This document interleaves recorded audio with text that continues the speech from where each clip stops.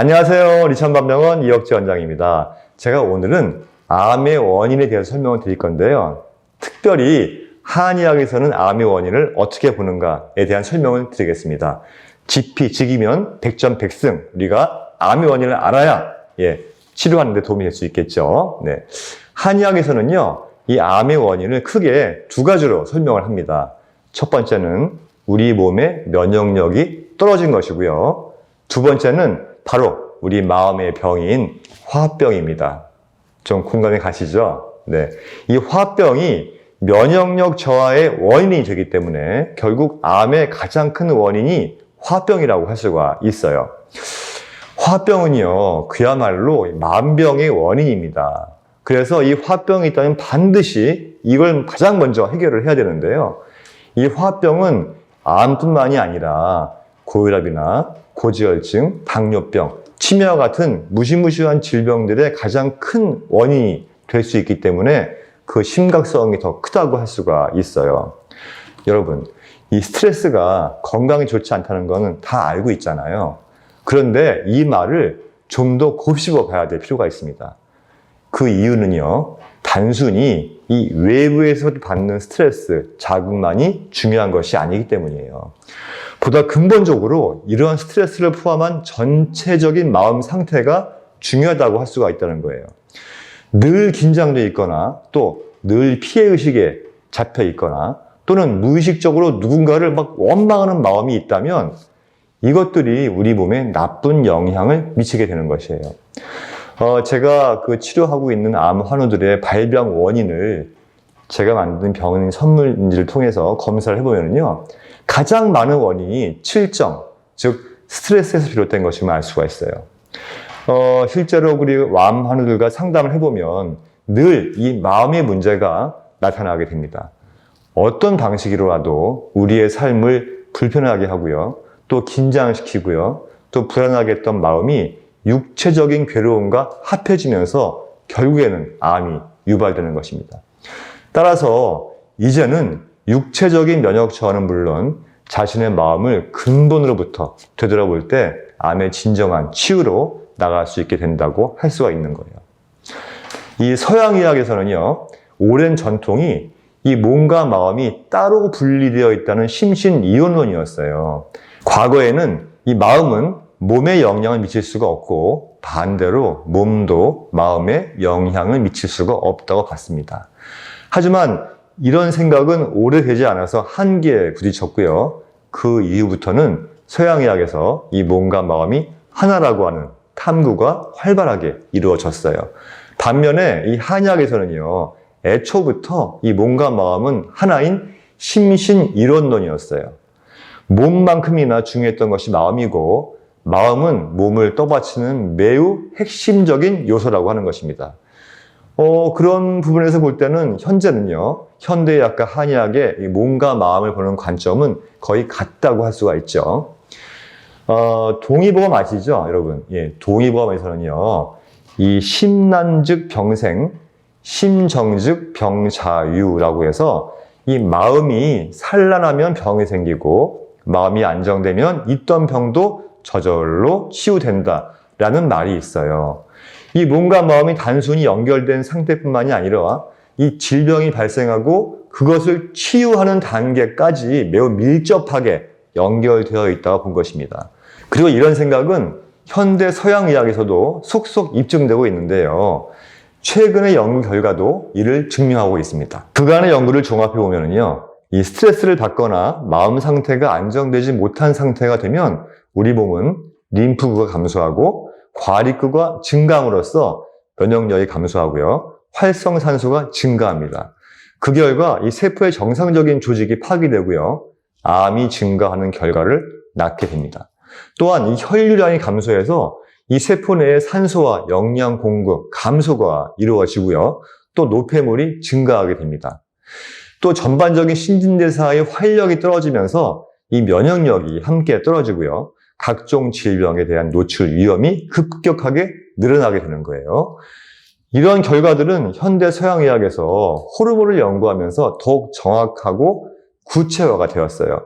도파민이나 세로토닌, 노르아드레날린 같은 거기에 대한 논문들, 연구가 이루어지면서 인간의 평화로운 마음이 얼마나 건강에 큰 영향을 미치는지를 설명을 하고 있습니다. 이로써 결국 암도 이 마음의 질병이라는 사실을 알 수 있는데요. 그래서 평소 우리가 마음 관리를 어떻게 하는가에 따라서 암에서도 자유로운 삶을 살 수가 있는지의 여부도 결정된다고 할 수가 있는 거예요. 암을 진행시키는 것도 마음이고요. 암의 진행을 멈추는 것도 마음이라는 것입니다. 따라서 우리 암 환우들이 이 치유하는 과정에서도 이런 마음을 필수적으로 가지고 있어야만 돼요. 암에 대한 공포와 부담을 내려놓고요. 치료해야만 몸과 마음이 편안해지면서 다시 원래의 몸으로 온전히 돌아올 수가 있게 되는 것입니다. 실제로 이 심리적인 컨디션이 좋지 않은 상태에서는요, 이 면역세포인 NK세포의 활성도가 떨어지게 돼요. 그 결과 이 암의 재발과 전이의 가능성이 커지는 것이죠. 그런데 제가 이렇게 말씀드리면요, 특히 그 암 수술이나 항암 치료 이후에 후유증으로 고통받고 있는 분 중에서는 이런 말씀들을 많이 해요. 지금 내가 너무 힘든데 어떻게 그런 마음이 생길 수가 있겠냐, 이렇게 말씀하십니다. 예, 충분히 이해가 됩니다. 그런데요, 우리 몸은 이 마음의 지배를 받고 우리가 어떤 마음인가에 따라서 회복 속도가 현저하게 차이가 나기 때문에 제가 이것을 강조할 수밖에 없는 거예요. 제가 환자들과 상담할 때 말씀드리는 것 중에 하나가 생각하는 것도 습관이라는 거예요. 안 좋은 생각, 불안한 생각, 분노, 억울함, 두려움 등과 같은 이런 생각들을 자꾸 하면 할수록 계속 그 생각 속에 빠질 수밖에 없어요. 우리말에 엎드려 절받기라는 말이 있잖아요. 예. 좀 이렇게 의식적으로 긍정적인 생각, 행복한 생각, 밝은 생각들을 억지로라도 하다 보면 처음엔 그게 잘 안 돼요. 몸이 힘드니까. 그런데 계속 그렇게 노력을 하다 보면 좋은 생각을 많이 하는 습관으로 바뀌게 됩니다. 바로 그 시점부터 여러분들의 치유가 시작이 되는 겁니다. 평소의 생각이 긍정적일수록 암이 발생할 가능성은 줄어들 것이고요. 현재 암으로 투병 중이라면은 암으로 인한 근심 걱정보다는요, 오히려 이 몸이 다시 건강해지면 어떤 신나는 일을 하지? 차라리 이런 행복한 상상을 하시거나, 실제로 내가 이미 건강해져서 내가 원래 하고 싶었던 일을 신나게 하고 있다는 상상을 하는 것만으로도 더욱 빠른 회복을 기대할 수가 있다는 거예요. 여러분, 그 근심 걱정하는 습관이 얼마나 위험한지 아세요? 예. 이 습관에 대한 연구가 있어요. 예. 암을 치료한 다음에 재발을 걱정하는 것만으로도 사망 위험이 무려 6.8배까지 늘어난다는 연구 결과가 있습니다. 놀랍죠? 2019년 삼성 서울병원의 연구진이 467명 대상으로 6년간 쭉 추적해서 연구한 결과입니다. 이런 부정적인 마음 습관이 사망 위험뿐만 아니라 삶의 질 또한 현저하게 낮아졌다는 것인데, 이 역시 마음이 얼마나 중요한지 알려주는 훌륭한 연구 결과라고 할 수가 있어요. 여러분, 그 어떤 병이든 원인을 제대로 파악을 해야 그에 맞는 치료법을 선택할 수 있겠죠. 암을 오로지 몸의 질병으로만 본다면 서양의학의 수술, 항암, 방사선 같은 3대 표준 치료가 맞을 수 있겠죠. 그저 불필요한 혹처럼 간단히 떼어내거나 암세포를 죽이면 되는 일이기 때문입니다. 하지만 수많은 연구 결과 암과 마음은 긴밀하게 연결되어 있는 만큼 암을 치료하는 데 있어서 표준 치료를 하던 자연 치유를 하던 어떠한 방법을 선택하더라도 결국은 자신의 마음을 중심에 두고 내 몸을 바라보는 것이 중요하다는 것을 알아야 한다는 거예요. 우리가 이 별 문제 없이 잘 생활하다가 정기 검진 통해서 암이라는 진단 받잖아요. 그럼 그때부터 시름시름 앓게 돼요. 암 환자는요, 암 때문에 잘못되는 것이 아니고 이 암을 걱정하는 마음 때문에 잘못된다는 말이 있을 정도입니다. 그래서 이 암 진단 받고 치료하시는 분들에게 제가 가장 먼저 드리는 말씀이 뭐냐 하면, 암은 절대로 죽을 병이 아닙니다입니다.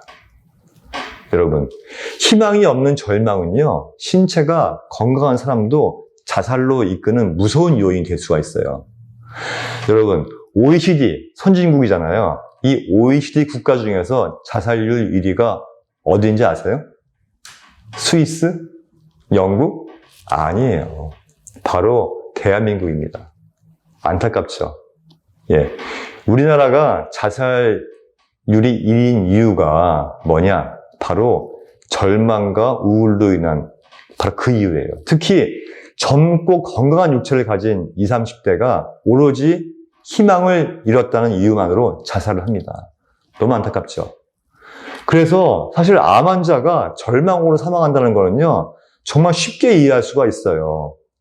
이 암 환우들은 정신적인 우울과 절망만 겪는 것이 아니고요, 이 신체적으로도 항암 치료 과정에서 점점 쇠약해지는 자신의 몸을 눈으로 확인하기 때문에 그 절망의 깊이는 가늠하기가 힘들다고 할 수가 있습니다. 그래서 이 암 환자의 우울증은 일반인에 비해서 4배에서 10배까지 된다는 연구가 있어요. 자살을 생각하거나 자살 시도를 한 암 환자가 일반인의 2배 이상으로 알려져 있습니다. 심각하죠? 자, 근데 여러분, 우리나라에서 한 대학병원에서 근무하던 의사 선생님이요, 본인에게 생긴 암을 치유하는 과정에서 느낀 바를 인터뷰한 내용이 있는데 제가 알려드릴게요. 내용이 너무 감동적이에요. 예. 병원에서 내 몸을 낫게 해준다고 생각하지 마라. 병원에 전적으로 의지하지 마라. 병원은 단지 나를 도와주는 곳이다. 내가 주체가 되어 내 몸 치료에 동참한다는 마음으로 적극 치료에 임하는 자세가 중요하다. 이런 마음가짐이 자신에게 맞는 치료법을 찾게 한다. 오, 참 멋진 말씀이죠. 결국 내 마음자리를 굳건하게 잡고 있는 것, 이것이 가장 중요하다는 것이에요. 저희 병원의 환우분 경우를 제가 한 케이스 소개를 드리겠습니다. 대장암이었다가 다시 폐암으로 전이가 돼서 이 대형 병원에서 다시 항암 치료를 하고 내원을 하신 분이었는데요. 입원 첫날부터 우울해하고 모든 희망을 다 잃는데 기운이 하나도 없었어요. 이 암 환우 있어가지고 전이 재발이라는 거는요, 참 겁나고 무서운 일입니다. 정신적으로 되게 힘들어요. 충분히 이해가 되는 반응이었죠. 하지만 그 마음을 바꾸지 않고서는요, 치유될 수 없다는 설명을 제가 꾸준히 드렸어요. 그분 또한 그 사실을 충분히 이해하셨고요. 그리고 며칠 뒤부터는 마음을 완전히 바꾸셔서 밝은 표정으로 큰 소리로 웃으면서 운동과 식사 관리, 치유 생활을 열심히 했어요. 결국은 치유가 잘 됐습니다. 참 좋은 사례죠. 만약에 이분이 항암 치료에만 매달리고 마음을 바꾸지 않았으면 어땠을까?